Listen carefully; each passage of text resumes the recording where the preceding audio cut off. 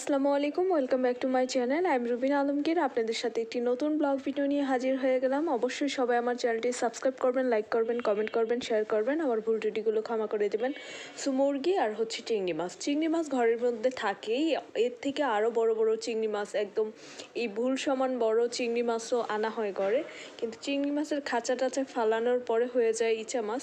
দুইটা কক মুরগি, পাকিস্তানি কক মুরগি আমার খুব পছন্দ। ফার্মের ওই যে মাংসওয়ালা মুরগি থেকে কক মুরগিটা আমার খুব পছন্দ। একটু দেশি টেস্টি, মানে ফেভার লাগে, একটু দেশি টাইপের লাগে আর কি। এজন্য হচ্ছে আমার মুরগিটা খুবই পছন্দ, কক মুরগি। যাই হোক, চিংড়ি মাছ হচ্ছে নিয়ে আসছিল, কিন্তু একটা চিংড়ি মাছের মাথায় পোকা হয়ে গেছে, গন্ধ বের হয়ে গেছে।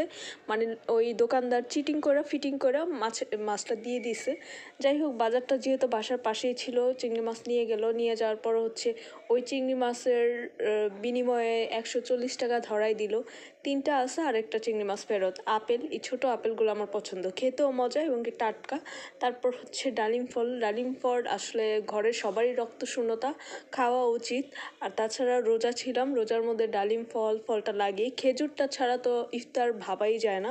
অ্যান্ড খেজুর এরকমও হয়েছে 7,500 টাকা দিয়ে বক্স পুরা ঘরে নিয়েছি, এবং কিছুদিন আগে 1400 টাকা কেজি খেজুর, 700 টাকা নিয়েছে আধা কেজি।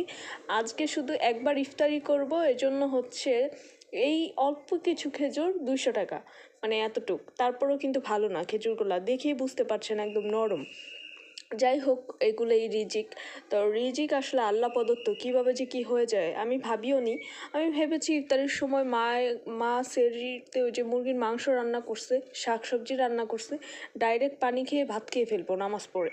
যাই হোক, অনেক খাওয়া দাওয়া হইল ইফতারির পরে আলহামদুলিল্লাহ। বিচওয়ালা সিম অ্যান্ড হচ্ছে ফুলকপি নেওয়া হয়েছে।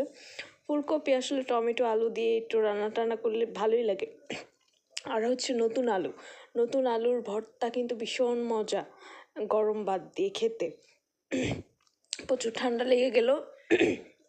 বাইরে গিয়েছিলাম ইফতারের পর মানে এত ভারী খাবারটা আসলে একটু রেস্ট নিয়ে এবং কি অনেক পরে খাওয়া উচিত ছিল। তো আমার মনে হচ্ছিল সব খেয়ে ফেলবো।